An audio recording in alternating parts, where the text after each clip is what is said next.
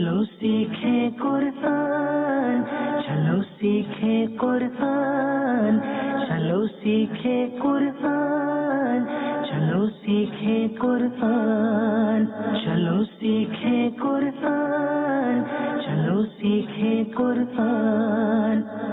अल्हम्दुलिल्लाहि रब्बिल आलमीन वस्सलातु वस्सलामु अला सय्यिदिल मुरसलीन अम्मा बअद फ़अऊज़ु बिल्लाहि मिनश शैतानिर रजीम बिस्मिल्लाहिर रहमानिर रहीम अस्सलातु वस्सलामु अलैका या रसूलल्लाह व अला आलिका व अस्हाबिका या हबीबल्लाह अस्सलातु वस्सलामु अलैका या नबियल्लाह व अला आलिका व अस्हाबिका या नूरल्लाह। प्यारे मोहतरम इस्लामी भाइयों और मदनी चैनल के नाज़रीन, अल्हम्दुलिल्लाह अज़्ज़ा व जल इस वक्त हम सिलसिला फैज़ान इल्म कुरान में हाजिर हैं। आपको इस सिलसिले में मरहबा कहते हैं। नबी पाक सल्लल्लाहु ताला अलैहि वालिहि वसल्लम पर दुरूद व सलाम पढ़ते रहें कि आप सल्लल्लाहु ताला अलैहि वालिहि वसल्लम के इरशाद का खुलासा औलन नासि बी यौमल क़ियामह अक्सरुहुम अलैहि अस्सलाह। क़यामत के दिन लोगों में से मेरे नज़दीक वो होगा जो मुझ पर कसरत से दुरूद पाक पढ़ता होगा। सल्लु अलल हबीब सल्लल्लाहु ताला अला मुहम्मद सल्लल्लाहु अलैहि वसल्लम। अल्हम्दुलिल्लाह फैज़ान इल्म कुरान का सिलसिला जिसमें कुरान मजीद फुरकान हमीद की आप तिलावत सुनते हैं और उन्हीं आयात की मश्क करते हैं और साथ ही साथ इन्हीं आयात का तर्जुमा लफ्ज़ बलफ्ज़ सुनने की सआदत हासिल करते हैं। अल्लाह तबारक व तआला आप सबकी हाज़िरी को अपनी बारगाह में कबूल फरमाए। याद रखिए कि इल्म हासिल करने के लिए तवज्जो अहम शर्त है और अगर उसे लिख कर कैद कर लिया जाए तो इंशाअल्लाह अज़्ज़ा व जल ये बाद में भी फ़ायदा देगा। आज हम सूरह आराफ की आयत नंबर 143 की तिलावत को अपने सिलसिले में शामिल करेंगे, लेकिन इससे पहले मैं वो हदीस दोहरा दूं, खैरुकुम मन तअल्लमल कुरआन व अल्लमहु, तुम में बेहतरीन वो है जो कुरान सीखे और सिखाए। इस बेहतरीन ग्रोह में शामिल होने के लिए अपना रिश्ता हमेशा कुरान पाक से मुंसलिक रखिए। या हम कुरान सीखने वालों में से हों या हम कुरान सिखाने वालों में से हों। और कुरान पाक की आयात की तिलावत, अल्लाहु अकबर। नबी पाक अलैहिस्सलातु वस्सलाम का इरशाद, मन क़रअ हरफन मिन किताबिल्लाह फलहु बिही हसनह वल हसनतु बिअशरि अमसालिहा। जो कुरान पाक का एक हर्फ पढ़े अल्लाह तबारक व तआला उसे एक ऐसी नेकी देता है जो नेकी 10 नेकियों के बराबर है। कुरान मजीद फुरकान हमीद में इरशाद है, मन जाअ बिल हसनति फलहु अशरु अमसालिहा, जो एक नेकी लाए उसके मिसल उसे 10 नेकियां अता की जाती हैं। तो हुसूल सवाब के लिए अगर तिलावत कुरान करेंगे, हुसूल सवाब के लिए अगर तिलावत कुरान सुनेंगे और इसकी मश्क करेंगे, प्रैक्टिस करेंगे तो इंशाअल्लाह अज़्ज़ा व जल सवाब भी मिलेगा और दुनिया और आखिरत की भलाइयाँ भी नसीब होंगी। आइए तिलावत कुरान की जानिब बढ़ते हैं। सल्लु अलल हबीब सल्लल्लाहु ताला अला मुहम्मद सल्लल्लाहु अलैहि वसल्लम। अऊज़ु बिल्लाहि मिनश शैतानिर रजीम। बिस्मिल्लाहिर रहमानिर रहीम। वलम्मा जाअ मूसा लिमीक़ातिना वकल्लमहु रब्बुहु क़ाल रब्बि अरिनी अंज़ुर इलैक क़ाल लन तरानी वलकिन इंज़ुर इलल जबल फ़इन इस्तक़र्र मकानहु फसौफ़ तरानी फलम्मा तजल्ला रब्बुहु लिलजबल जअलहु दक्कन वख़र्र मूसा सዒक़ा फलम्मा अफ़ाक़ क़ाल सुब्हानक तुब्तु इलैक व अना अव्वलुल मुअ्मिनीन।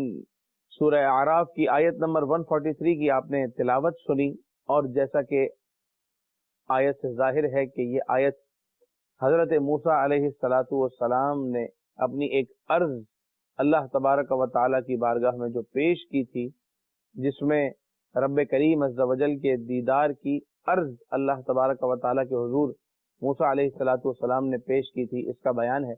इंशाअल्लाह जब लफ्ज़ ब लफ्ज़ तर्जुमे की तरफ हम बढ़ेंगे, वर्ड टू वर्ड ट्रांसलेशन के सेगमेंट की तरफ बढ़ेंगे तो इंशाअल्लाह इस आयत को समझेंगे, मगर इससे पहले हम तलफ़्फ़ुज़ की दुरुस्तगी की कोशिश करते हैं।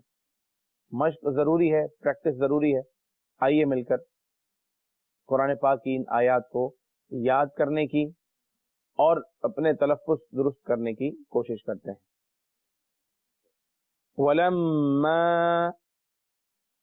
میم مشدد ہے غنہ ہوگا. ولما جاء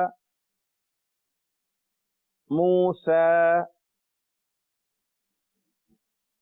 واو کے اوپر ایک آپ علامت دیکھ رہے ہیں، چھوٹی سی دال ہے یہ، گویا کہ یہ جزم کی علامت ہے.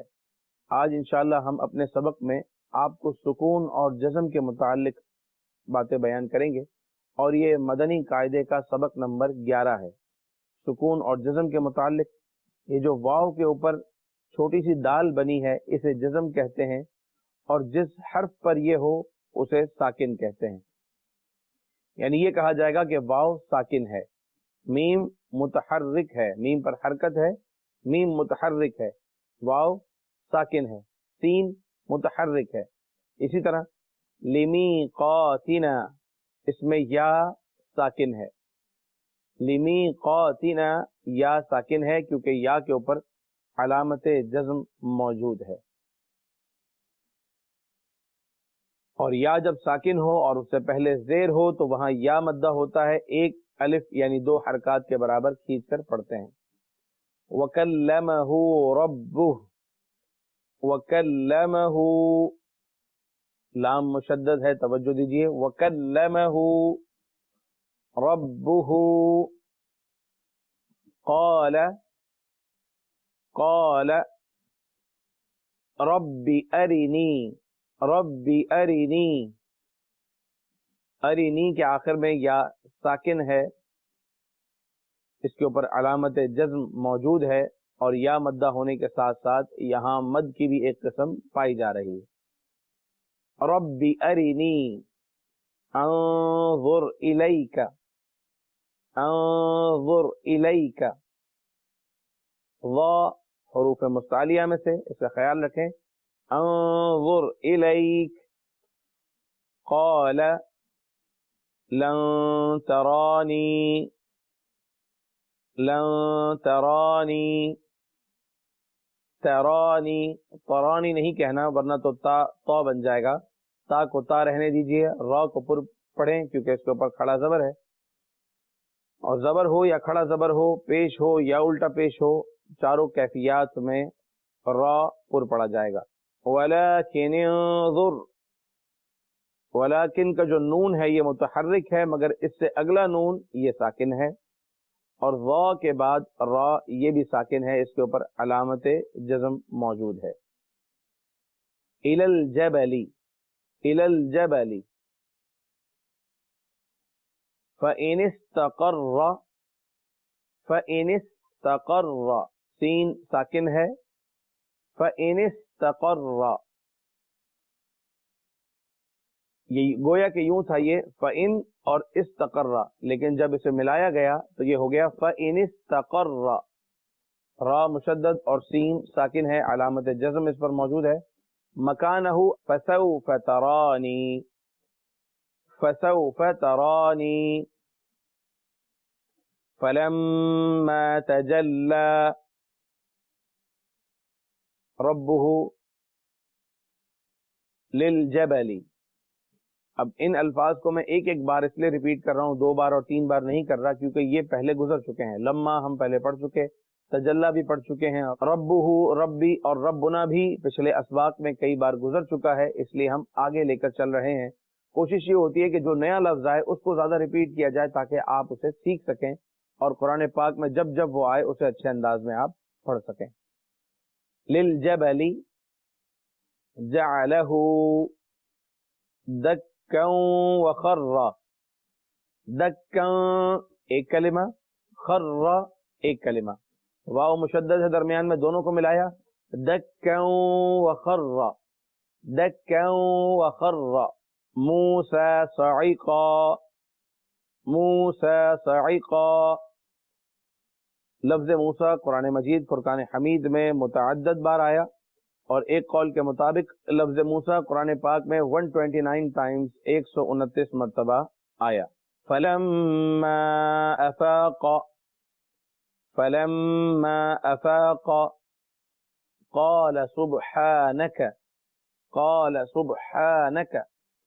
سبحان اس لفظ کی آپ مشق کیجئے کثرت کے ساتھ کہ یہ بہت ساری جگہوں پہ استعمال ہوتا ہے. جب آپ نماز پڑھتے ہیں تو ابتدا میں ہی سبحانک اللہم، تو سبحان کلمہ ادا کرنے کی، بلکہ ہر کلمہ ادا کرنے کی آدمی کے اندر صلاحیت ہونی چاہیے، لیکن بعض کلمات وہ ہیں جو بہت زیادہ استعمال ہوتے ہیں. آپ نے نماز شروع کی، تکبیر تحریمہ کے بعد آپ کہیں گے سبحانک اللہم، پھر آپ جب رکوع میں جائیں گے تو سبحان ربی العظیم، پھر سجدے میں جائیں گے تو سبحان ربی الاعلی. قرآن پاک کی آیتوں کی تلاوت سبحان الذی اسری بعبدہ، سبحانک لا علم لنا الا ما علمتنا. تو قرآن پاک میں بھی لفظ سبحان 41 ٹائم سے زیادہ استعمال ہوا ہے، اور نماز میں بھی استعمال ہوتا ہے. اور میں نے آپ کو بتایا کہ یہ تعداد بیان کرنے کا مقصد ہمارا یہ ہوتا ہے کہ آپ زیادہ پریکٹس کریں، کوشش کریں کہ ایک کلمہ اگر اچھے انداز میں سیکھ لیں گے تو اتنی ساری جگہوں پر اسے اچھے انداز میں ادا کر سکیں گے. اس نیک نیت کے ساتھ آپ کو بیان کیا جاتا ہے، اور آپ اس کو قبول کرتے ہوئے اسے یاد کریں، اسے سمجھیں اور اس پر عمل بھی کریں. تبت الیک، تبت الیک، تبت با پر قلقلہ ہے اس لیے آواز لوٹ رہی ہے. وَأَنَا أَوَّلُ الْمُؤْمِنِينَ، وَأَنَا أَوَّلُ الْمُؤْمِنِينَ. مؤمنین بہت سی آیات میں مؤمنین کا لفظ استعمال ہوتا ہے، اور کچھ آیات کے اندر مؤمنون کا لفظ بھی استعمال ہوتا ہے. مؤمنین کو اگر دیکھا جائے تو قرآن پاک میں 145 ٹائم مؤمنین کا لفظ استعمال ہوا، اور مؤمنون جو ہے وہ 35 ٹائمز تقریباً کم و بیش یہ استعمال ہوا ہے. اس کے اندر جو یاد رکھنے اور سیکھنے والی بات ہے وہ یہ کہ اس میں حمزہ ساکن ہے.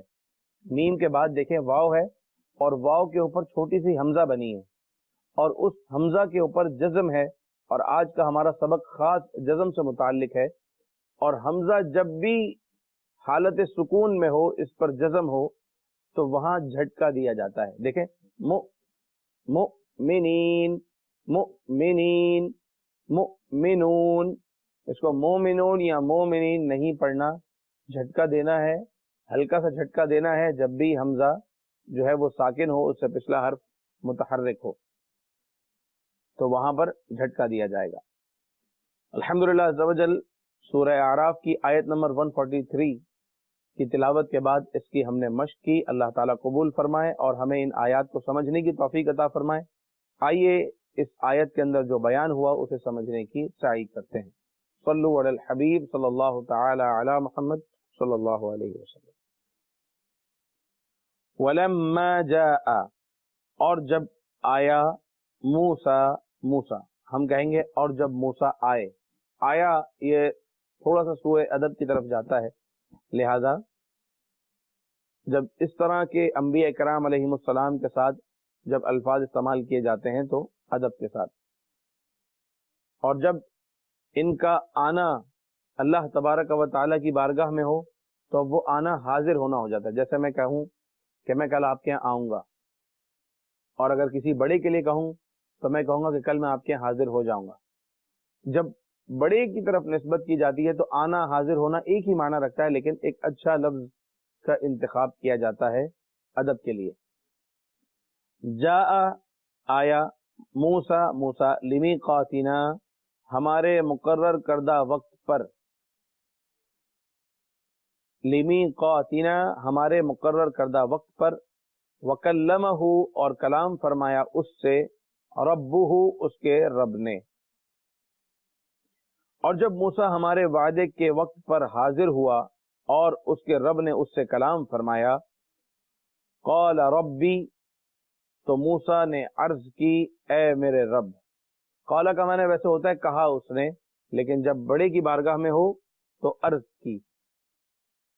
موسیٰ نے عرض کی اے میرے رب، ربی اے میرے رب، ارینی مجھے دکھا، مجھے اپنا جلوہ دکھا، انظر تاکہ میں دیدار کر لوں، الیکا تیرا یا تیری طرف. تو اس نے عرض کی اے میرے رب مجھے اپنا جلوہ دکھا تاکہ میں تیرا دیدار کر لوں. قال اللہ تبارک و تعالی نے فرمایا، دونوں جگہ لفظ قال استعمال ہوا، قال ربی ارینی یہاں بھی قال، اور قال لن ترانی یہاں بھی قال. قال کی نسبت جب موسیٰ علیہ السلام کی طرف ہوئی تو ترجمہ ہم نے کیا کہ موسیٰ علیہ السلام نے عرض کی، کیونکہ اللہ کی بارگاہ میں عرض کی.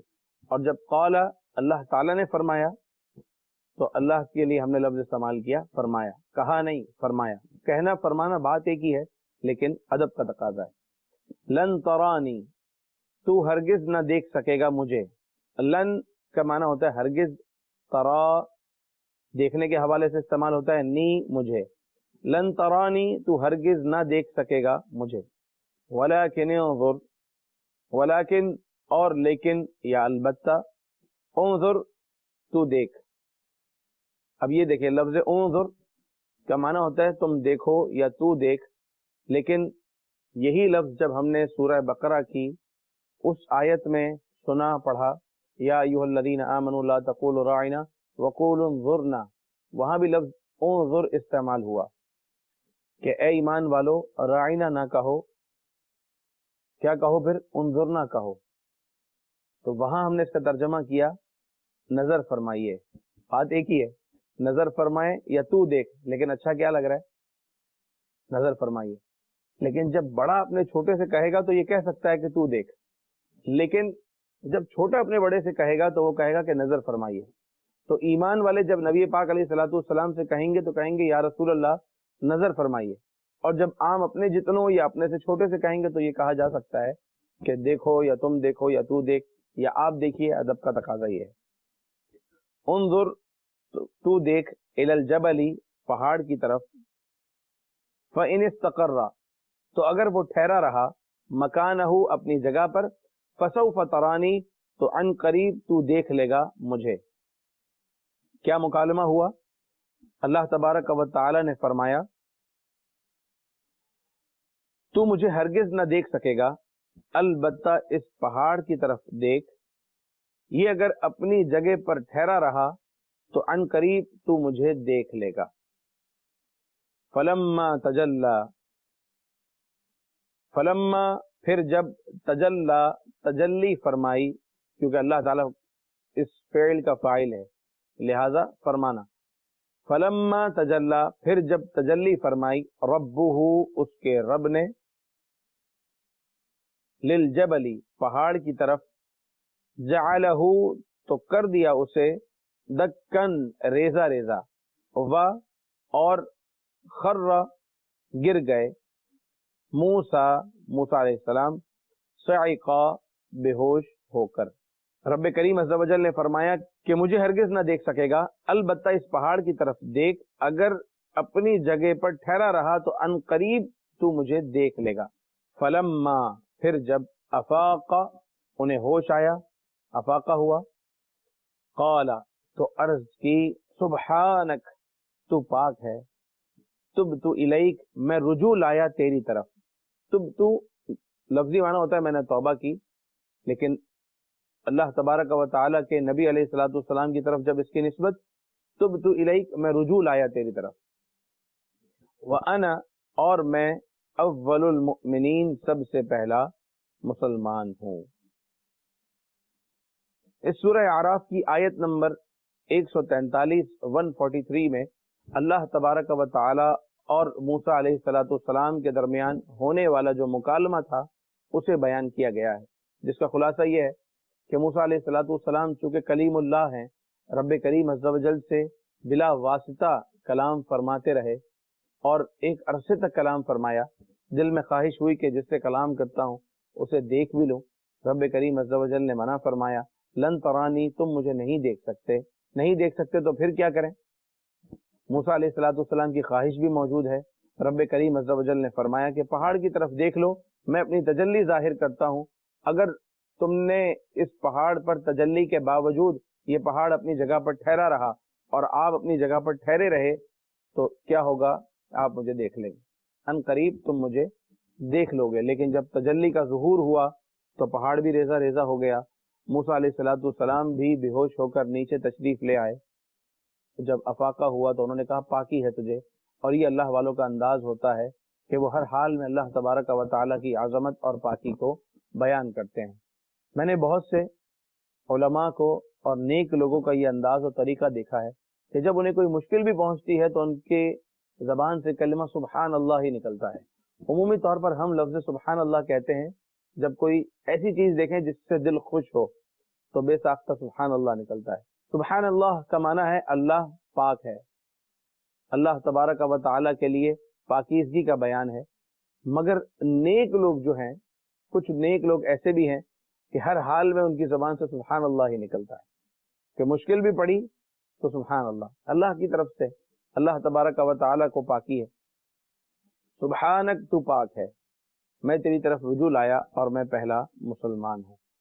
یہ مکالمہ سورہ اعراف کی آیت نمبر 143 میں موجود ہے۔ پھر یہاں سے ہمارے علماء بیان کرتے ہیں کہ ایک موسیٰ علیہ السلام کا اپنے رب کی بارگاہ میں دیدار کی خواہش ظاہر کرنا تھا، اور دوسری طرف اللہ تبارک و تعالیٰ نے نبی آخر الزماں صلی اللہ تعالی علیہ وآلہ وسلم کو بلا کر اپنا دیدار کروایا۔ یہاں سے نبی پاک علیہ السلام کی افضلیت کا بھی بیان ہے، پھر معراج کا بھی پورا بیان ہے۔ انشاءاللہ عز و جل موقع ملا تو اسے بھی ہم اپنے اگلے کسی سلسلے میں شامل کریں گے۔ صلو علی الحبیب صلی اللہ تعالی علی محمد صلی اللہ علیہ وسلم۔ پیارے و محترم اسلامی بھائیوں اور مدنی چینل کے ناظرین، آیات کی تلاوت کے بعد اور ترجمے کے بعد ہمارا سیگمنٹ ہوتا ہے قرآنی واقعات سے، اور آج جو قرآنی واقعہ ہم اپنے درس میں شامل کر رہے ہیں، آپ نے سنا ہوگا کہ حضرت یونس علیہ السلام اللہ کے نبی مچھلی کے پیٹ میں رہے، لیکن وہ واقعہ کیا تھا، آپ مچھلی کے پیٹ میں کیوں پہنچے، کتنے دن رہے، کس طرح باہر آئے، اس واقعے کا ایک حصہ قرآن مجید فرقان حمید میں بیان ہوا ہے۔ انشاءاللہ عز و جل آج اسے بیان کریں گے۔ ہو سکے تو آپ پین لے لیجئے، نوٹ بک لے لیجئے اور اس سے حاصل ہونے والے نکات تحریر کرتے چلے جائیں۔ حضرت یونس علیہ السلام اللہ کے نبی، اور ان کے نام سے پوری قرآن پاک میں ایک سورت موجود ہے، سورہ یونس، چنانچہ اسی کے اندر اس واقعے کا اشارہ ملتا ہے۔ جس طریقے سے دیگر انبیاء کرام علیہ السلام لوگوں کو تبلیغ کرنے کے لیے، ہدایت کی طرف بلانے کے لیے بھیجے گئے، اس طرح یونس علیہ السلام بھی ایک قوم کی طرف، ایک بڑے شہر کی طرف، ایک بڑے ایریا کی طرف آپ کو مبعوث کیا گیا۔ قوم جو تھی وہ بت پرستی میں مبتلا تھی۔ حسب معمول نبی کا کام منع کرنا، آپ نے منع فرمایا، اللہ تبارک و تعالیٰ کی وحدانیت کا درس دیا، توحید کا اعلان کیا اور وحدانیت کی طرف بلایا، مگر قوم نہ مانی۔ حضرت یونس علیہ السلام نے سمجھایا، اور متعدد بار سمجھانے کے بعد بالآخر آپ نے فرمایا کہ اگر تم نہیں مانتے تو اللہ تبارک و تعالیٰ کا عذاب آنے والا ہے۔ یہ سن کر قوم کہنے لگی کہ یہ ہے تو یونس علیہ السلام، یہ انہوں نے کبھی جھوٹ تو بولا نہیں، ہم نے کبھی ان کی ذات میں جھوٹ نہیں دیکھا، اب دیکھنا یہ ہے کہ کل عذاب آنے والا ہے یا نہیں۔ اگر یہ رات کو اپنے شہر سے نکل گئے تو اس کا مطلب تو سمجھ لو کہ عذاب آنے والا ہے، اور اگر نہ نکلے تو نہیں آئے گا عذاب۔ حضرت یونس علیہ السلام رات کو اس شہر سے نکل گئے، اس بستی سے نکل گئے، اور دوسری کسی جانب آپ نے اپنا سفر اختیار کر لیا۔ لوگوں کو اب اور یقین ہو گیا کہ اب عذاب آنے والا ہے۔ جب صبح ہوئی تو چاروں طرف سے کالی بدلیاں یہ نمودار ہونے لگیں، ظاہر ہونے لگیں، جس سے اب اور یقین ہو گیا کہ عذاب آنے والا ہے۔ اس پر ایک اور کہ جنگل کی طرف سے دھوئیں اٹھنا شروع ہو گئے، کالی بدلیاں اور جنگل کی طرف سے دھوئیں، اب تو انہیں یقین ہو گیا کہ عذاب اب آیا ہی چاہتا ہے۔ عذاب سے کون نہیں ڈرتا؟ انہوں نے اسی وقت توبہ کی، اور توبہ کا انداز یہ تھا کہ یہ سب کے سب پرانے کپڑے پہن کر عاجزی انکساری کے ساتھ جنگلوں کی طرف نکل گئے۔ حال یہ ہو گیا کہ مرد اپنی عورتوں سے جدا ہو گئے، بچے اپنی ماؤں سے جدا ہو گئے، اور ہر ایک اللہ تبارک و تعالیٰ کی بارگاہ میں گڑ گڑا کر توبہ کرنے لگا، اپنے گناہوں کی معافی چاہنے لگا۔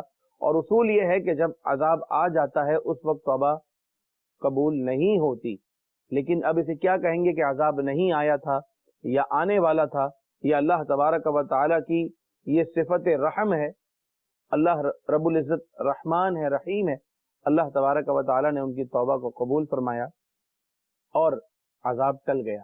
مگر اس سے پہلے جو انہوں نے استغفار کی، انہوں نے دعائیں مانگی، حضرت یونس علیہ السلام پر ایمان لانے کا اقرار بھی کیا۔ اہم چیز تو یہ کہ اللہ تعالیٰ کی وحدانیت کے ساتھ ساتھ جو رسول بھیجے گئے ہیں ان کی رسالت کا اقرار کیا جائے۔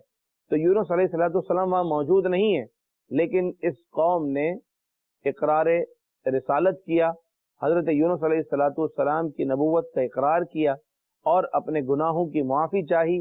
جو حقوق العباد تھے آپس میں وہ بھی ایک دوسرے کو معاف کر دیے یا معاف کروا لیے۔ رب کریم عز و جل نے رحم فرمایا، کرم فرمایا، اور وہ کالی بدلیاں جو ظاہر ہوئی تھیں وہ دور ہو گئیں، وہ دھواں ختم ہو گیا، اور بس وہ عذاب جو آنے ہی والا تھا وہ آنے سے پہلے ٹل گیا۔ قوم خوش ہو گئی، اللہ تبارک و تعالیٰ کا شکر ادا کرنے لگی۔ اب یونس علیہ السلام اپنے شہر میں جب آنے لگے تو دیکھا کہ عذاب تو آیا نہیں۔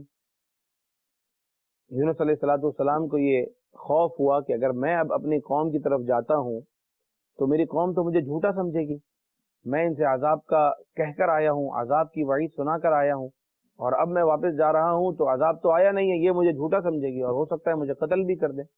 تو آپ اپنے شہر میں نہ گئے اور ایک کشتی میں سوار ہو گئے۔ اب وہ بات کہ یونس علیہ السلام ایک مچھلی کے پیٹ میں پہنچے کیسے، تو یہ اس کے پیچھے پس منظر ہے کہ آپ اس طریقے سے کشتی میں سوار ہوئے۔ اب آپ سمجھ گئے ہوں گے مدنی چینل کے ناظرین کہ اب کشتی میں جب سوار ہوئے تو اگلا اسٹیپ کیا ہونے والا ہے۔ بہرحال کشتی میں سوار ہوئے اور کشتی ایک جگہ پر جا کر رک گئی، ٹھہر گئی۔ ان لوگوں کا، کشتی والوں کا یا ان ملاحوں کا جو ان دنوں سفر کرتے تھے، ان کا کانسیپٹ یہ تھا کہ اگر کشتی میں کوئی بھاگا ہوا غلام ہے تو کشتی راستے میں ٹھہر جاتی ہے۔ اب پتہ کیسے چلے کون بھاگا ہوا غلام ہے؟ اس کے لیے وہ لوگ قرآن دازی کرتے، اور قرآن دازی میں جس کا نام نکلتا اس کو اٹھا کے دریا میں ڈال دیتے۔ قرآن دازی کی، حضرت یونس علیہ السلام کا نام نکلا، حالانکہ آپ بھاگے ہوئے غلام نہیں ہیں، لیکن قرآن دازی میں ان کا نام نکلا، اور یہاں یونس علیہ السلام کو کشتی سے نکال کر دریا میں ڈال دیا۔ جیسے ہی دریا میں ڈالا، ایک مچھلی کو اللہ تعالیٰ نے یہ سعادت دی کہ وہ اللہ کے نبی کو اپنے پیٹ میں رکھے۔ ایک مچھلی نے آپ علیہ السلام کو اپنے پیٹ میں لے لیا، جسے ہم کہیں گے کھا لیا، لیکن کھایا نہیں۔ آپ علیہ السلام اندر زندہ رہے، اللہ تبارک و تعالیٰ نے اندر آپ کی حفاظت فرمائی۔ اندھیرا، یقیناً ظاہر سی بات ہے کہ اندھیرا تھا، اور جب یہ اندر پہنچے تو خوف کی بھی کیفیت تھی، خوف زدہ تھے، اور مستقل آپ ورد کرتے رہے، لا الہ الا انت سبحانک انی کنت من الظالمین۔ آیت کریمہ جو آج ہم بطور ورد پڑھتے ہیں، یہاں بھی دیکھیے کلمہ سبحانک۔ ابھی ہم نے موسیٰ علیہ السلام کا جو واقعہ سنا دیدار الہی کے حوالے سے، وہاں بھی انہوں نے بے ہوش ہونے کے بعد جب افاقہ ہوا تو کہا سبحانک، اور حضرت یونس علیہ السلام مچھلی کے پیٹ میں پہنچے تو کہتے ہیں سبحانک۔ تو ہم خالی اچھی اچھی چیزیں دیکھیں تو کہیں سبحان اللہ، اور جب کبھی کوئی تکلیف آ جائے تو سبحان اللہ نہ کہیں۔ تو تھوڑا سا انداز بدلنا چاہیے مجھے لگتا ہے، اور ہمارے علماء و صلحاء کا یہ انداز رہا ہے۔ بہرکیف یہ آیت کریمہ بڑی مشہور ہے، اور اسے ہم ورد بناتے ہیں جب کوئی مشکل آ جائے، کوئی تنگی آ جائے، کوئی پریشانی آ جائے۔ حضرت یونس علیہ السلام نے اس تنگی کی کیفیت میں آیت کریمہ کا ورد کیا۔ آیت کریمہ اسے کہا اسی لیے گیا کہ یہ ایک عزت والی، کرامت والی یہ آیت ہو گئی۔ ہر آیت ہی کرامت والی ہے، مگر کچھ آیتیں منسوب ہو جاتی ہیں کسی نام کے ساتھ۔ آیت کریمہ ہو گئی لا الہ الا انت سبحانک انی کنت من الظالمین۔ اسے بھی صحیح تلفظ سے پڑھیں، جب بھی پڑھیں، چاہے آپ 1.25 لاکھ کا ختم رکھیں گھر میں، یا 2.5 لاکھ کا ختم رکھیں، یا 2000 کا ختم رکھیں، لیکن انہی کو پڑھنے کی اجازت دیں جو صحیح طرح پڑھتے ہیں، ورنہ عمومی طور پر خواتین جو پڑھتی ہیں الامان والحفیظ، لا الہ الا انت سبحانک انی کنت من الظالمین۔ ظالمین الگ بات ہے، الگ معنی ہے، ظالمین الگ چیز ہے، سبحانک الگ چیز ہے، سبحانک الگ ہے۔ تو خدا کا واسطہ جب بھی قرآن پاک کی آیتوں کی تلاوت کریں، صحیح مخارج کے ساتھ ہی تلاوت کریں۔ بہرکیف آپ ایک مدت تک رہے، مختلف اقوال ہیں کہ کتنے دن آپ مچھلی کے پیٹ میں رہے، 40 دن کا بھی قول ملتا ہے، اور اس کے علاوہ بھی، اور یہ مچھلی نے آپ کو سمندر کے کنارے چھوڑ دیا، گویا کہ سواری کا کام کیا۔ حضرت یونس علیہ السلام اب جب باہر تشریف لائے تو آپ نحیف ہو چکے تھے، بڑے دبلے پتلے، بہت کمزور ہو گئے تھے۔ اللہ تبارک و تعالیٰ نے اسی جگہ کدو کی بیل اگا دی، اس کے سائے میں آپ نے آرام فرمایا اور توانائی حاصل کی، اور توانائی حاصل کرنے کے بعد اب جب آپ اپنی قوم کی طرف گئے تو لوگوں نے آپ کا والہانہ استقبال کیا، آپ کو مرحبا کہا، کیونکہ ایمان لا چکے تھے۔ اب وہ بات حضرت یونس علیہ السلام سمجھ رہے تھے اولاً کہ قوم جو ہے مجھے جھوٹا سمجھے گی، لیکن قوم نے عذاب کی علامتیں دیکھ لی تھی، تو اس لیے ان کی تصدیق ہو چکی جو یونس علیہ السلام نے کہا کہ عذاب آنے والا ہے، اور ان کے توبہ کرنے کی وجہ سے اللہ تعالیٰ نے انہیں معاف بھی کر دیا، اور یونس علیہ السلام پر یوں ان کی قوم ایمان لے آئی۔ یہاں جو عذاب بالکل آیا ہی چاہتا تھا اور آنے کے بعد ٹل گیا، آخر ان لوگوں نے ایسی کون سی دعا مانگی جس سے عذاب ٹل گیا؟ تو مفسرین نے ان عبارتوں کو بیان کیا ہے، کوڈ کیا ہے، اور وہ آپ مدنی چینل کی اسکرین پر دیکھیں گے۔ جب بھی کبھی کوئی مشکل اور پریشانی آ جائے تو اس عبارت کو پڑھیں، اس عربی کی دعا کو پڑھیں، انشاءاللہ عز و جل اس کی برکت سے اللہ نے چاہا تو وہ تکلیف دور ہو جائے گی۔ وہ دعا یہ ہے، یا حی حین لا حی ویا حی یحیی الموتى ویا حی لا الہ الا انت۔ مدنی چینل کی اسکرین پر ہے، آپ اپنے موبائل سے اسنیپ شاٹ بھی لے سکتے ہیں، پھر بعد میں سے یاد کر سکتے ہیں، اسے تحریر بھی کر سکتے ہیں، اور تحریر کر کے بھی اسے یاد کیا جا سکتا ہے۔ الحمدللہ عز و جل اس قرآن واقعے میں بہت سا درس ہے کہ رب کریم عز و جل کا ہمیشہ شکر ادا کرنا چاہیے، کبھی کوئی مصیبت آ جائے بلکہ ہر وقت ہی آدمی کو توبہ اور استغفار کرنی چاہیے، مگر کبھی کوئی وہ چیز دیکھے جو ناپسندیدہ ہے، مصیبت ہے، تو اس میں خاص طور پر اللہ تبارک و تعالیٰ کی طرف لو لگانی چاہیے کہ اکثر عذابات جو ہے وہ گناہوں کی وجہ سے آتے ہیں۔ تو اگر آج ہم سنتے ہیں کہ ہمارے ملک میں، ہمارے شہر کے کسی حصے میں جزوی عذاب آیا ہے، کوئی چھوٹی آفت نازل ہوئی ہے، چھوٹی اس اعتبار سے کہ سارا ملک یا ساری دنیا اس آفت میں نہیں آ گئی، ایک خاص حصہ اس آفت کی زد میں آیا ہے، تو ہمیں اللہ تبارک و تعالیٰ کی بارگاہ میں توبہ اور استغفار کی کثرت کرنی چاہیے۔ اللہ تعالیٰ عمل کی توفیق عطا فرمائے۔ ادب قرآن کے صدقے اللہ تعالیٰ ہمیں آداب قرآن نصیب فرمائے، با ادب با نصیب اور بے ادب بے نصیب۔ قرآن مجید فرقان حمید کی جو کتاب ہے، مصحف شریف، اس کا خاص ادب کیجیے، اسے ہو سکے تو جزدان میں رکھیں، اگر اسے بغیر جزدان کے رکھتے ہیں تو اس کی صفائی کا بھی خیال رکھیں۔ گھروں میں قرآن پاک موجود ہوتے ہیں اور بہت دنوں تک ہاتھ نہ لگانے کی وجہ سے ان کے اوپر گرد و غبار بھی آ جاتا ہے، تو ایسا مت کیجیے، یہ عام کتاب نہیں ہے، یہ اللہ تبارک و تعالیٰ کا کلام ہے، اس کی صفائی کا بھی خیال رکھیں۔ نمبر 2 بات یہ کہ قرآن کے اوپر کوئی چیز نہیں ہونی چاہیے، اگر کسی شیلف میں بھی قرآن رکھا ہے تو اس سے اوپر والی شیلف خالی ہو، اس شیلف میں کچھ بھی نہ ہو۔